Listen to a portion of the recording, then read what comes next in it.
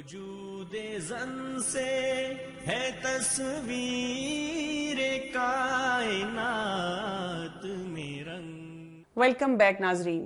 ملاقات کا وقت ڈاکٹر ذکیہ ہاشمی کے ساتھ، ہومیوپیتھک ڈاکٹر اور ماہر ہیں طب نبوی کی، 25 سال سے پریکٹس کر رہی ہیں، ڈریپ کی ایڈوائزری کمیٹی میں بھی ہیں، جو ڈرگ ریگولیٹری اتھارٹی ہے پاکستان کی.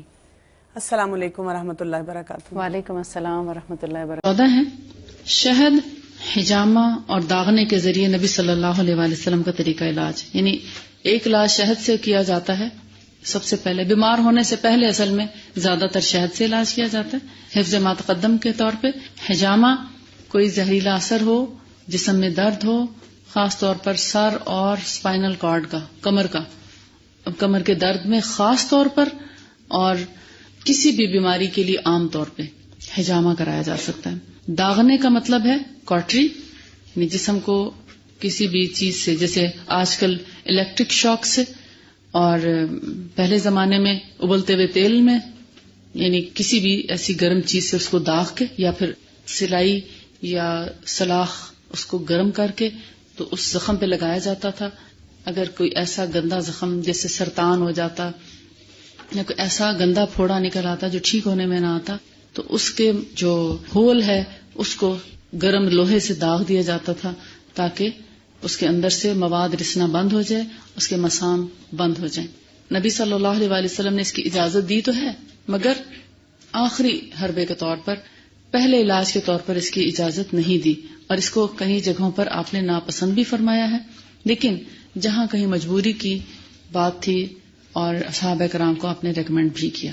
اس کا یہ مطلب نہیں ہے کہ کنٹراڈکشن ہے، اس کا مطلب یہ ہے کہ ہر چھوٹی موٹی چیز پر اگر فرض کرے پمپل نکل آیا تو آپ اس کو جلانے لگ گئے تو آپ کا تو چہرہ جو بدنما ہو جائے گا. تو نبی صلی اللہ علیہ وآلہ وسلم نے اپنی امت کو بدشکل ہونے سے بچانے کے لیے اس کو ناپسند فرمایا. لیکن اگر کبھی کوئی 1000 یا لاکھ میں سے ایک شخص ایسا ہے جس کا زخم ٹھیک ہونے میں نہیں آتا اور کاٹری کی ضرورت پڑتی ہے تو پھر اس کی اجازت دی. ٹھیک ہے، اب آپ سمجھ گئے، کنٹراڈکشن نہیں ہے. ہمارے اپنی بھلائی کی خاطر آپ صلی اللہ علیہ وآلہ وسلم نے اس کو پہلے علاج کے لیے پسند نہیں فرمایا، آخری علاج کے طور پر پسند فرمایا. جیسا کہ صحیح بخاری میں ہے کہ شفا کے 3 ذریعے ہیں: شہد کا استعمال، پچنا لگانا حجامہ، کپنگ وغیرہ کو کہتے ہیں، اور داغ لگانا یعنی کاٹری کرانا. اور آپ نے یہ فرمایا کہ داغ دینے سے میں اپنی امت کو روکتا ہوں، یعنی میکسیمم اوائڈ کیا جائے، لیکن اگر کوئی چارہ نہ ہو تو پھر کاٹری کرائی جائے. اور یہ بخاری ہی کی حدیث ہے کہ آپ نے فرمایا کہ میں داغنا پسند نہیں کرتا، ما احب ان اقتوی، کیونکہ کاٹری کرنے سے مریض کو تکلیف پہنچتی ہے، فائدہ کم نقصان زیادہ ہو جاتا ہے. لہذا ہر چھوٹے بڑے علاج کے لیے کاٹری نہیں کرائی جائے گی، جہاں بہت ہی ضروری ہو وہاں پر کاٹری کرائی جائے گی. فصل نمبر 15، پچنا لگانا.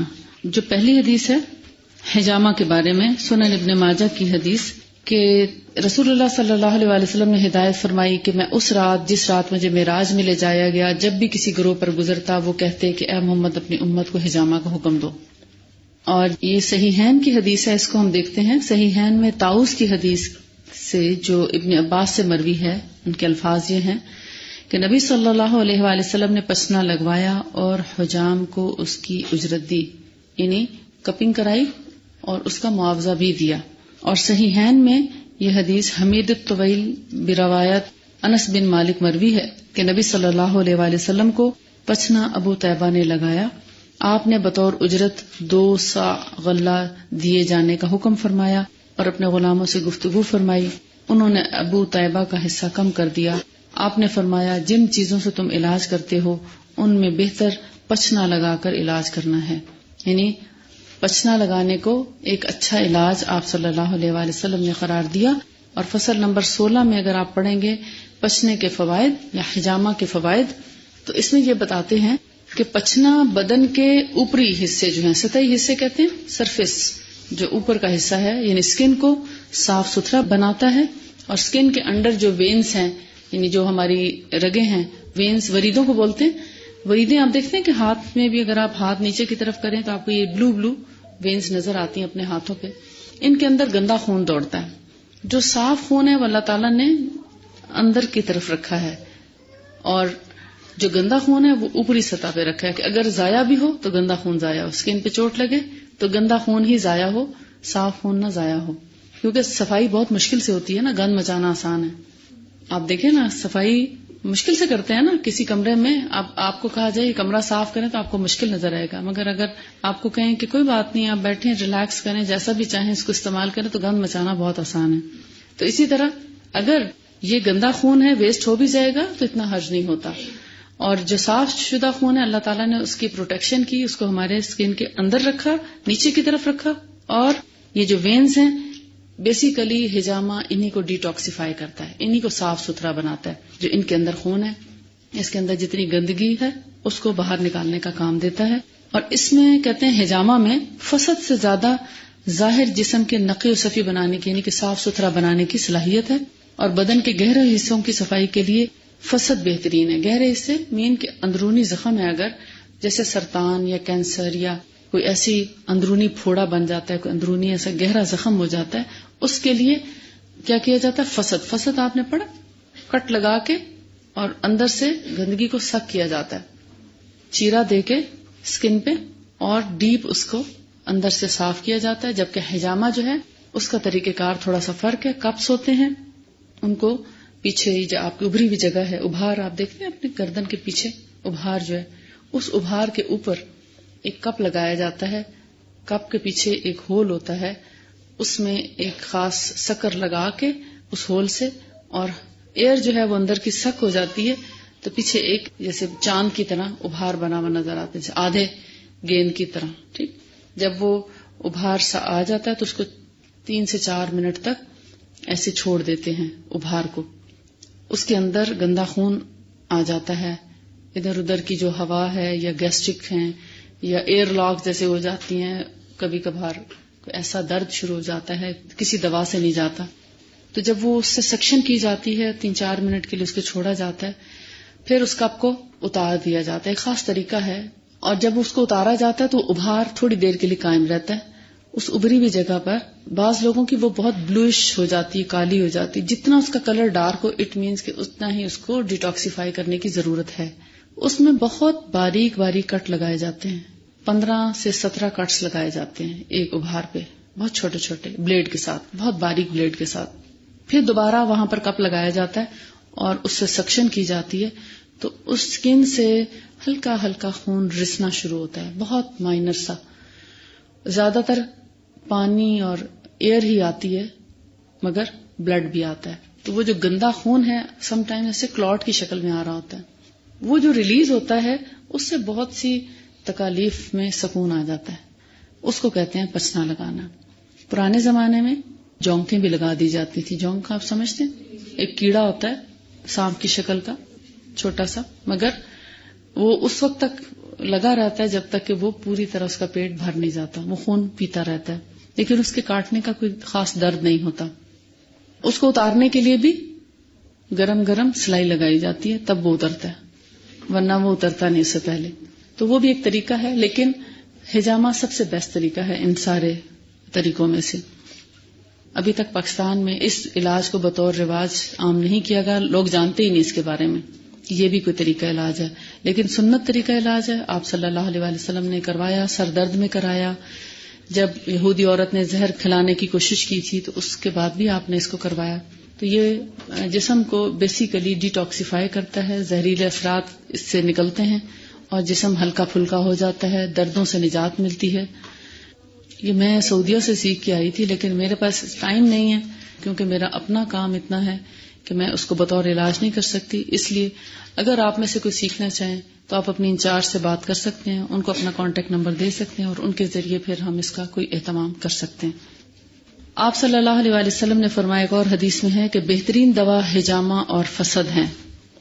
یعنی اگر جسم کے اندر کوئی ایسا زہریلا مادہ ہے یا کوئی ایسا زہریلا زخم ہے تو فسد کرا کے اس کو ڈائریکٹ نکالا جا سکتا ہے، بجائے اس کے کہ آپ اینٹی بایوٹک کھا کھا کے اپنے پورے جسم کو نقصان پہنچائیں. بہتر ہے کہ اس گندگی کو لوکلی خارج کر دیا جائے.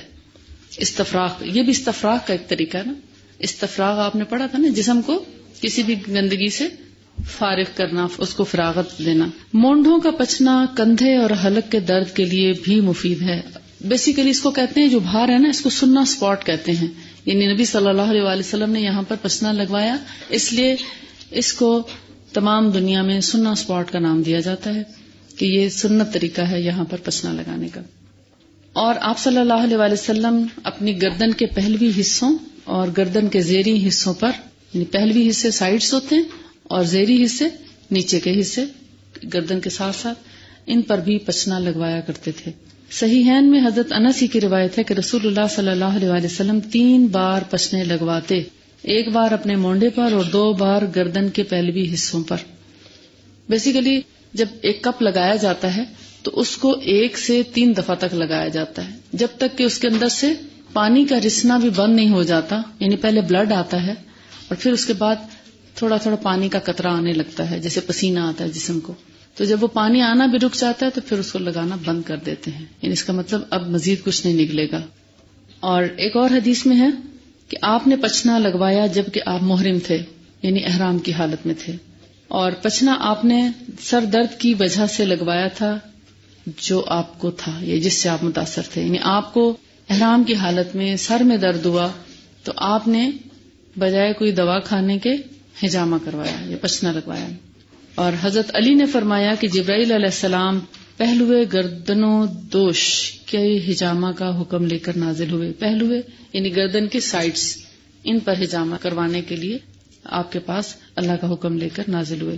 ان سب چیزوں سے آپ کو کیا پتہ چلتا ہے کہ یہ ایک سنت علاج ہے اور اس کے کرانے میں کوئی حرج نہیں. اگر آپ کو موقع ملے تو بطور سنت علاج کے آپ اس کو کروا سکتے ہیں. اور آخری حدیث جو ہے اس میں کہ حضرت جابر نے بیان کیا کہ رسول اللہ صلی اللہ علیہ وآلہ وسلم نے اپنے کولے پر پسنا لگوایا اس لیے کہ کولا موچ کھا گیا تھا. ہو سکتا ہے یہاں پہ کوئی ایسا بل پڑ گیا ہو جیسے چک نہیں پڑ جاتی، ہو سکتا ہے چک پڑ گئی ہو، تو پھر آپ نے اپنے کولے پر پسنا لگوایا. اس کا مطلب یہ ہے کہ جسم کے کسی بھی حصے پر پسنا لگوایا جا سکتا ہے. ایون ٹخنوں کے آس پاس بھی لگایا جاتا ہے، ٹانگوں میں، گھٹنوں کے آس پاس اور جسم کے مختلف حصوں میں، بازوؤں میں، ہاتھوں میں، بہت سی جگہوں پہ پچنا لگایا جا سکتا ہے. یہ پوری ایک سائنس ہے اور اس کا پورے باڈی کی ڈیٹیل ہے، کس بیماری میں کون سی جگہ پر آپ پچنا لگائیں. حتیٰ کہ اب تو تھائرائڈ اور شوگر اور بلڈ پریشر اور نہ جانے کیسی کیسی یعنی کمپلیکیٹڈ بیماریوں کے لیے بھی انہوں نے پچنا کے لیے پوائنٹس نکال لیے ہیں. ایسے ہی جیسے پریشر پوائنٹس تھراپی ہے کہ اگر کسی کو سائنس کا پرابلم ہے تو وہ اپنے انگلیوں کی جو ٹپس ہیں ان کو پریس کر کے رکھیں، یعنی تھوڑی تھوڑی دیر کے لیے اپنے جو انگلیوں کے یہ جو ٹپس ہیں ان کو پکڑیں. یعنی 1 منٹ کے لیے آپ ایک انگلی کے اس کو پکڑ کے چھوڑ دیں اور پھر دوسری کو شروع کریں تو آپ دیکھیں گے تھوڑی دیر میں آپ کا سانس بحال ہو جائے گا بغیر کسی دوا کے، بغیر انہیلر کے. بعض دفعہ ایسا تو انہیلر ختم ہو جاتا ہے، لانے والا کوئی نہیں، اب کیا کریں. تو یہ بھی ایک تھراپی ہے. آپ پوری کی پوری 10 انگلیوں کو اسی طرح پریشر دے کے اور ان کے بالکل جو کنارے ہیں یعنی ناخن کے ساتھ والی جو جگہ ہے نا، آدھا پور کہہ لیں اگلا، ان کو ایسے خوب زور سے پریس کر کر کے 1 منٹ کے لیے چھوڑیں تو آپ کا سائنس جو ہے وہ کھل جاتا ہے. یا ایزما کا اگر پرابلم ہے اور آپ کو انہیلر نہیں مل رہا یا کوئی ایمرجنسی کا ٹریٹمنٹ نہیں مل رہا تو گھر بیٹھے آپ پریشر تھراپی کر سکتے ہیں. اور بھی بہت سی بیماریوں، جیسے میں نے اس دن سر درد کا آپ کو بتایا تھا، تو بہت سی بیماریوں کے لیے ہمارے پریشر پوائنٹس ہیں. اور دیکھیں اللہ کی رحمت کیا ہے کہ عورتوں کو ڈپریشن اور سٹریس اور پریشانی سے بچانے کے لیے ہمیں ایسے کاموں میں لگایا ہے کہ وہ کام بھی ہمارے لیے رحمت ہیں. کیوں؟ جب ایک عورت آٹا گوندتی ہے تو اس کے ہاتھوں کے سارے پریشر پوائنٹس جو ہے نا وہ دبتے ہیں. ہاں، کتنا اچھا وہ مطلب ایک ایکسرسائز ہے نا. نہ صرف ہاتھوں کے بھی وہ جو پریشرز ہیں اس کو ایک طرح سے سٹریس سے نکالتے ہیں، پھر سروائیکل کی بڑی اچھی ایکسرسائز ہے. وہ جو بار بار ہلتی ہے تو یہ سروائیکل اس میں خوب اچھا خون گردش کرتا ہے. اور نہ صرف یہ بلکہ لوور بیک اس کی بھی بڑی اچھی ایکسرسائز ہوتی ہے. تو گویا اچھا خاصا پورے جسم کی ایکسرسائز ہوتی ہے کاٹا گوندنے سے. اور خاص طور پر ہاتھوں کے جو پورے ہاتھوں کی ایکسرسائز ہے اس سے ہم صبح سویرے سارا سٹریس ریلیز کر کے اور پھر جب ناشتہ کرتے ہیں تو بہت یعنی ایک اچھا ایفیکٹ ہوتا ہے پورے گھرانے پہ. اب آٹا گوندنے کی مشینیں آ گئی ہیں اور آہستہ آہستہ عورتیں جو ہیں وہ سٹریس کا شکار ہوتی چلی جائیں گی. پھر نیند کا مسئلہ ہو جائے گا، جیسے کہ باہر کے ملکوں میں ہے ٹرینکلائزرز لے کر خواتین سوتی ہیں اور باہر کی عورت پہ بہت زیادہ بوجھ ہے، بہت پریشانی ہے. لیکن اس کو کوئی راستہ نظر نہیں آتا. ہاں، جن کو اللہ ہدایت دے دے یا جن کے اندر ہدایت کی طلب ہوتی ہے، اللہ ان کو ہدایت دے دیتا ہے، اسلام قبول کر لیتے ہیں اور اللہ تعالیٰ ان کو فائدہ دنیا کا بھی پہنچاتا ہے اور آخرت کا بھی. مگر ہم یہ سمجھتے ہیں بڑی مشکل ہے. آٹا گوندنے کو رحمت عزدی سمجھیں، اللہ کی رحمت سمجھیں. آٹا گوندنا، روٹی پکانا عورت کے لیے بہت ہی خوبصورت ہیلدی ایکسرسائز ہے صبح سویرے، اور اس کو بوجھ نہ سمجھیں، خوشی خوشی کریں.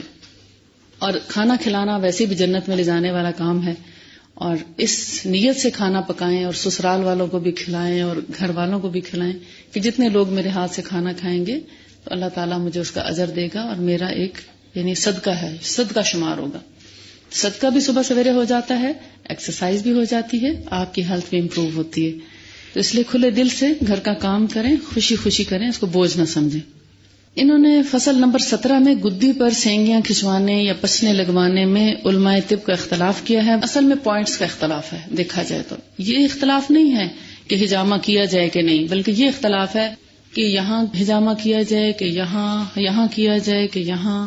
تو وہ پوائنٹس کا ہے، لہٰذا وہ تو جب ایک شخص سیکھتا ہے تو وہ پراپر طریقے سے اس کو سیکھ کے کرنا چاہیے. نیم حکیم خطرہ جاں ہوتا ہے. اگر یہی نہیں پتا کہ صحیح پوائنٹ کون سا ہے تو بجائے فائدے کا نقصان پہنچائے گا. یہی اختلاف ہے اصل میں. اور فصل نمبر 18 میں پچنا لگانے کے فائدے بھی بتائے ہیں. پہلے علماء طب کا اختلاف ہے اور دوسرے میں پچنا لگانے کے فائدے. یہ بتا رہے ہیں کہ کہاں پر اگر تھوڑی پہ پچنا لگوائیں تو اس سے دانت، چہرے اور حلق کا ورم یعنی ٹونسلز وغیرہ میں فائدہ ہوتا ہے. تھوڑی کا نچلا حصہ کون سا ہے؟ یہ ہڈی بچا کے گوشت والا حصہ جس کو ڈبل چن بولتے، اس جگہ پہ یہاں پہ بھی کیا جاتا ہے. اور اس سے ہمارے گلے، یہ ٹونسلز اور یہ دانت کا درد اور چہرے کا درد، فیشل پیرالسس، ان سب کو فائدہ پہنچتا ہے. لیکن کہتے ہیں کہ ایسی چیزوں کے لیے بچنا لگانے کے کچھ اوقات مقرر ہونے چاہیے. اس میں سمپل سی بات ہے، پورے کے پورے لیسن میں فصل نمبر 19 اور 20 کا خلاصہ یہ ہے. آپ کو چند لفظوں میں بتا کر آگے چلنا چاہتی ہوں. اگر تو مہینے کی 17، 19 اور 21 تاریخیں سلیکٹ کی جائیں تو زیادہ اچھا ہے. ٹھیک ہے، یہ رسول اللہ صلی اللہ علیہ وآلہ وسلم سے مختلف احادیث بھی روایت ہیں، منقول ہیں. لیکن یہ اس وقت ہوگا جب ایک کرونک ڈیزیز کا آپ نئے سرے سے علاج کرنے جا رہے ہیں. مثلا بہت پرانا کمر کا درد ہے، آپ چاہتے ہیں کہ ٹھیک ہو جائے، تو اس کے لیے ان تاریخوں کا انتخاب کریں. لیکن اگر ایمرجنسی ہے، ہائی بلڈ پریشر ہے، اس میں بہت کام دیتا ہے حجامہ. ہائی بلڈ پریشر یا کسی ایمرجنسی کی صورت میں اگر آپ کو حجامہ میسر آ جائے، کپنگ یا پچنے لگانے والا، تو پھر آپ کسی بھی وقت اور کسی بھی دن میں کرا سکتے ہیں، چاہے وہ چاند کی ابھرتی تاریخیں ہوں یا اترتی تاریخیں ہوں. کیونکہ چاند کی پہلی تاریخوں میں کہتے ہیں کہ خون چونکہ جوش مارتا ہے اور حجامہ کرانے سے شاید خون زیادہ نکلے یا کوئی اور اس کا سائیڈ ایفیکٹ ہو، تو بہتر ہے کہ حجامہ چاند کی اترتی تاریخوں میں 17، 19، 21 میں کرائیں تو زیادہ اچھا ہے. لیکن اگر ہائی بلڈ پریشر ہے اور ہو سکتا ہے اس کی وجہ سے کوئی نس پھٹ جائے یا کوئی ایمرجنسی کی صورت پیدا ہو جائے، تو پھر چونکہ جان بچانا ہے اس لیے چاہے چاند کی 5 تاریخ ہے یا 10، تو اس سے کوئی فرق نہیں پڑتا، یا پہلی تاریخ ہی ہو تو حجامہ کرایا جا سکتا ہے. ایمرجنسی کیسز میں کسی بھی وقت کرایا جا سکتا ہے. پھر یہ کہتے ہیں کہ کون سے ٹائم پہ کرانا چاہیے. میں آپ کو ایک موٹا سا اصول بتا دیتی ہوں. جن چیزوں کے لیے ہم ایکسرسائز کا خیال کرتے ہیں کہ یا واک کا خیال کرتے ہیں کہ واک کیسے وقت میں ہونی چاہیے، یا تو صبح خالی پیٹ کرا لیں، اور خالی پیٹ بھی ایسا خالی پیٹ نہ ہو کہ اگر آپ نے رات کا کھانا کھایا ہے اور آپ صبح 8 بجے تک خالی پیٹ ایکسرسائز کے لیے جا رہے ہیں یا واک کرنے جا رہے ہیں تو اٹ مینس کہ آپ اپنے اوپر ظلم کر رہے ہیں. یا تو آپ صبح فجر کے بعد ایکسرسائز سے 1 گھنٹہ آدھا گھنٹہ پہلے 1 گلاس اگر دودھ پی لیتے ہیں تو پھر آپ گھنٹے بعد، آدھے گھنٹے بعد چاہے ایکسرسائز کریں چاہے واک پہ جائیں، کچھ بھی کریں تو آپ کے لیے کچھ نقصان دہ نہیں. اگر 12 گھنٹے ہو چکے ہیں کھانا کھائے ہوئے اور بالکل خالی پیٹ ہے تو ایسے میں ایکسرسائز آپ کو کمزور کرے گی، فائدہ نہیں دے گی. نہ جسم بالکل بہت خالی ہونا چاہیے اور نہ ہی بھرے جسم حجامہ کرانا چاہیے، اور نہ ہی ایکسرسائز کا یہ اصول ہے. کھانا کھا کے ایکسرسائز نہیں ہونی چاہیے کیونکہ جسم بوجھل ہو جاتا ہے کھانا کھانے کے فوراً بعد.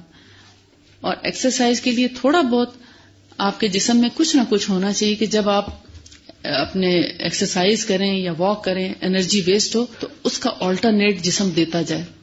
اور اگر ہجامہ کرایا ہے تو فوراً کھانا نہ کھائیں، تھوڑا سا ٹھہر جائیں. جیسے کہتے ہیں نا جسم ٹھنڈا ہو جائے تو پھر کچھ کھانا چاہیے. جیسے ایکسرسائز سے آ کے بھی فوراً کھانا اچھا نہیں ہے، تھوڑا سا وقفہ دیں، جسم ٹھنڈا ہونے دیں تبھی نہائیں، جسم ٹھنڈا ہونے دیں تبھی کھانا کھائیں. تو یہ کچھ ایکسرسائز کے اور واک کے اصول ہیں، اگر ان کو مد نظر رکھیں تو آپ کو کبھی جسم میں دردیں یا بے چینی یا بخار یا اور تکالیف نہیں ہوں گی. لیکن ایک دم ایکسرسائز کر کے آنا اور پسینے کے اندر آ کے نہا لینا بیماری کو دعوت دینے کے برابر ہے، کیونکہ مسام کھلے ہوتے ہیں، پسینہ آ رہا ہوتا ہے. جب آپ پانی اوپر ڈالتے ہیں عموماً کیا ہوتا ہے کہ مسام بند ہو جاتے ہیں، اور جیسے پسلیوں میں ہوا جائے تو درد شروع ہو جاتا ہے، تو ایسے ہی پھر جسم میں دردیں شروع ہو جاتی ہیں. تو وہ واک آپ کو فائدے کے بجائے نقصان دے جاتی ہے، اس سے بہت بڑے پرابلمز بھی کریٹ ہوئے ہیں. جی اس کے لیے یہی ہے کہ جب جسم ٹھنڈا ہو جائے 10 سے 15 منٹ کا وقفہ کریں. اس میں آپ دیکھیں کہ جب تک آپ کو پانی کا، کپڑوں کا، کچھ چیزوں کا اہتمام کرتے ہیں تو جسم آلموسٹ ٹھنڈا ہو چکا ہوتا ہے. اگر جسم بہت گرما جائے اور اس کے بعد 10 سے 15 منٹ جیسے سیکشل انٹرکورس کے بعد 10 سے 15 منٹ کا بھی گیپ کر لیں، یا اگر آدھے گھنٹے کا ہو جائے تو بہت ہی اچھا ہے. لیکن اگر 15 منٹ کا بھی گیپ کر لیتے ہیں تو جسم جب واپس نارمل ٹیمپریچر پہ آ جائے تو وہ سب سے بیسٹ ٹائم ہوتا ہے غسل کا. لیکن اگر آپ سمجھتے ہیں کہ فجر میں آپ بہت ارلی اٹھ سکتے ہیں اور اس میں آپ کا کمرے کا ٹیمپریچر، باتھ روم کا ٹیمپریچر ایسا ہے کہ آپ کو سردی کا کوئی خطرہ نہیں، تو پھر آپ فجر سے پہلے بھی نہا سکتے ہیں. لیکن بہتر ہے کہ آپ نہا کے فارغ ہو کے سوئیں تاکہ آپ کو سٹریس یہ نہ ہو کہ صبح اٹھ کے نماز قضا ہو جائے گی. کیونکہ ایسا بھی بعض اوقات ہوتا ہے 10 منٹ پہلے آپ کی آنکھ کھلی، اب اگر نہاتے ہیں تو نماز جاتی ہے، نماز پڑھنے کا ٹائم ہے تو نہا نہیں سکتے. تو بہتر ہے کہ آپ ٹینشن ریلیز کر کے سوئیں، ریلیکس ہو کے، کہ اگر 10 منٹ پہلے بھی آنکھ کھلتی تو آپ نماز کو پا سکتے ہیں. تو ہمیشہ یعنی دوہرے فائدے حاصل کرنے کے لیے آپ کو پلاننگ کی ضرورت ہوتی ہے. اکیلا فائدہ آپ کو بغیر پلاننگ کے کبھی کبھار مل جاتا ہے چانس کے. 100% فائدے حاصل کرنے کے لیے تھوڑا سا پریپیئر کرنا پڑتا ہے، اپنی پلاننگ کرنی پڑتی ہے. فصل نمبر 21 میں ہے روزے دار کے لیے پسینہ لگوانے کا جواز. اس کا خلاصہ یہ ہے کہ چونکہ نبی صلی اللہ علیہ وآلہ وسلم نے روزے کی حالت میں پسینہ لگانے کی اجازت دی اور احرام کی حالت میں خود بھی پسینہ لگوایا، اس لیے حاجی کو اور روزے دار کو پسینہ بھی لگایا جا سکتا ہے. اور کیا کیا جا سکتا ہے؟ اس کو اجازت ہے کہ وہ یہ دونوں کام کر سکے، یعنی روزے دار بھی اور حاجی دونوں پسینہ لگوا سکتے ہیں. اور رسول اللہ صلی اللہ علیہ وآلہ وسلم نے خود بھی روزہ رکھتے ہوئے پسینہ لگوایا، اس لیے اس کی روزے میں اجازت ہے.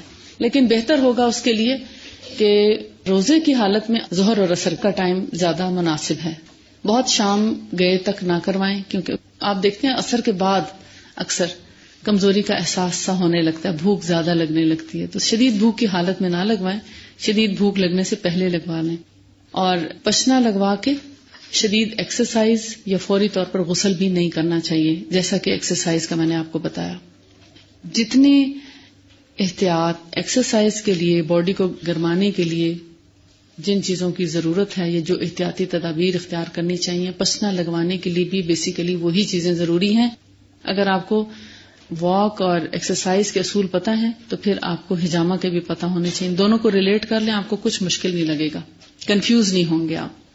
یعنی نہانے کے فوراً بعد ایکسرسائز نہیں کرنی چاہیے اور ایکسرسائز کے فوراً بعد نہانا نہیں چاہیے. اسی طرح نہانے کے فوراً بعد ہجامہ نہیں کرانا چاہیے اور نہانے سے پہلے بھی ہجامہ نہ کرائیں، یعنی تھوڑا سا گیپ ضرور ہو. اسی طرح کھانے کے فوراً بعد نہ ہجامہ کرائیں اور نہ ایکسرسائز کریں. اب فصل نمبر 22 ہے قطع عروق اور داغ کے ذریعے نبی صلی اللہ علیہ وآلہ وسلم کا طریقہ علاج. صحیح مسلم کی حدیث جابر بن عبداللہ سے مروی ہے کہ نبی صلی اللہ علیہ وآلہ وسلم نے حضرت ابی ابن کعب کے پاس ایک معالج بھیجا، ایک حکیم بھیجا یا ڈاکٹر بھیجا. آپ کی ایک ورید کو طبیب نے کاٹا اور اسے داغ دیا.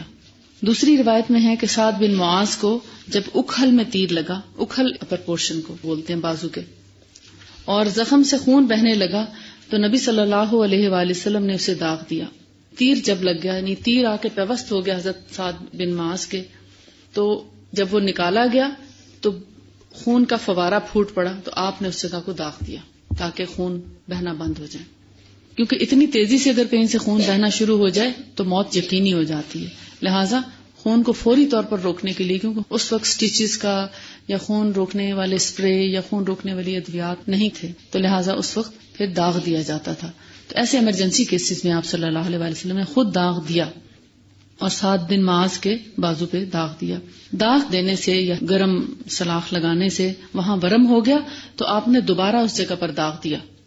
یعنی ایک دفعہ جب وہ لگایا تو صحیح نہیں لگا، تو آپ دیکھتے ہیں کہ جب انفیکشن اندر رہ جائے تو سویلنگ ہونا شروع ہو جاتی ہے. سٹیچز ہیں، جیسے سٹیچز لگائے جائیں، جتنے سٹیچز ٹھیک ہو جاتے ہیں ان میں کوئی ورم نہیں ہوتا، اور جس سٹیچ کے اوپر ورم آ جائے اٹ مینس کہ یہ سٹیچ صحیح نہیں لگا.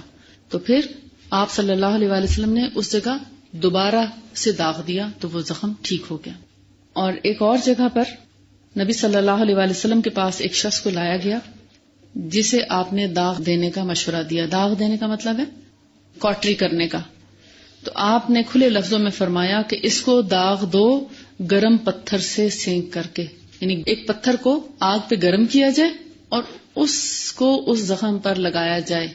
ایک تو لوہے سے داغ دیا جاتا ہے اور گرم پتھر سے بھی داغ دیا جاتا ہے. پتھر کو بھی اتنا سرخ کر لیا جاتا ہے آگ پر، جب آگ میں ڈالا جاتا ہے تو پتھر باقاعدہ سرخ، جیسے کوئلے سرخ ہو جاتے ہیں تو اس میں سرخی نظر آتی، تو پتھر میں بھی وہ سرخی نظر آنے لگتی تھی. وہ پھر زخم کے اوپر لگایا جاتا ہے، اس سے خون بہنا بند ہو جاتا ہے.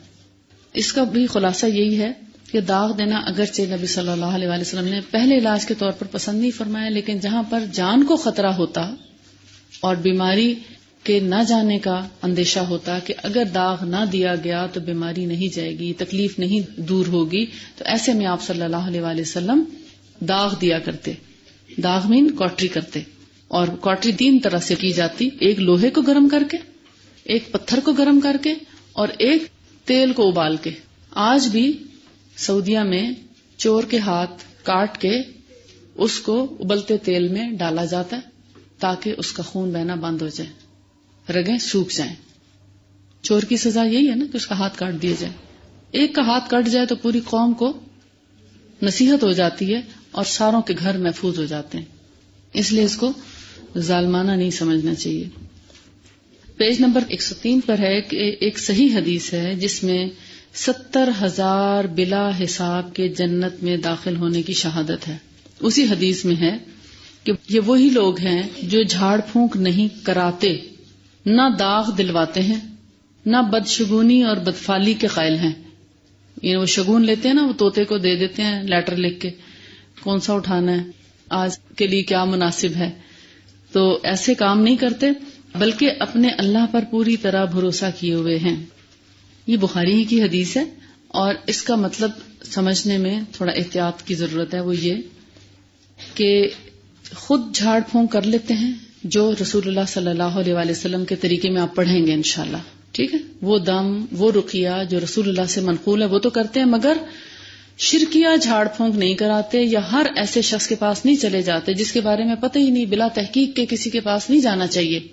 کسی نجومی عامل یا کسی بھی ایسے شخص کے پاس جو ماہر ہو ان چیزوں کا. ہمیں کیا معلوم کہ اس کا عقیدہ کیا ہے؟ جب تک عقیدے کا معلوم نہ ہو تو اس وقت تک کسی سے دم نہیں کرانا چاہیے یا کسی سے علاج ایسا نہیں کرانا چاہیے روحانی. اور یہ بیسیکلی جادو کے بارے میں ہے کہ جو لوگ جاتے ہیں نجومیوں عاملوں کے پاس جادو کروانے کے لیے یا جادو کا توڑ کرانے کے لیے، بیسیکلی یہ وہ بات ہے.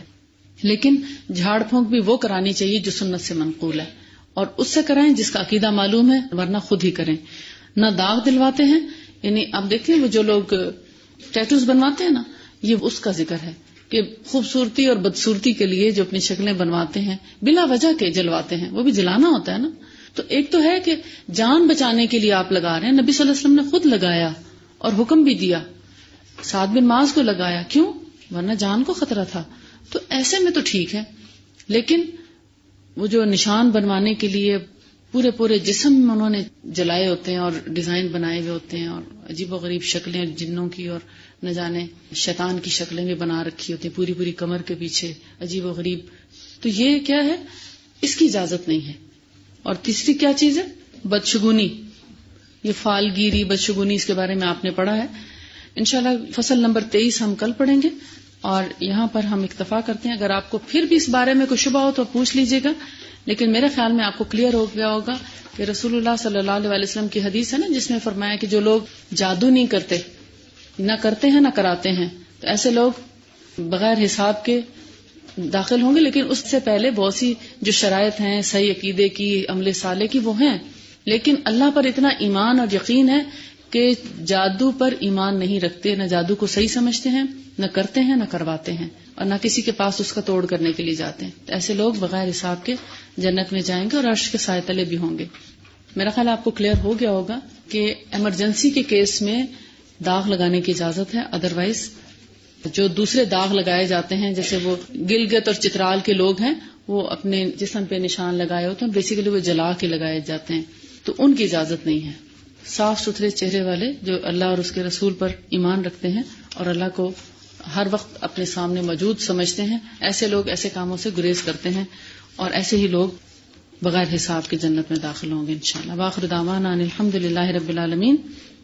سبحانک اللہم وبحمدک، نشہد ان لا الہ الا انت، نستغفرک ونتوب الیک. السلام علیکم ورحمۃ اللہ وبرکاتہ.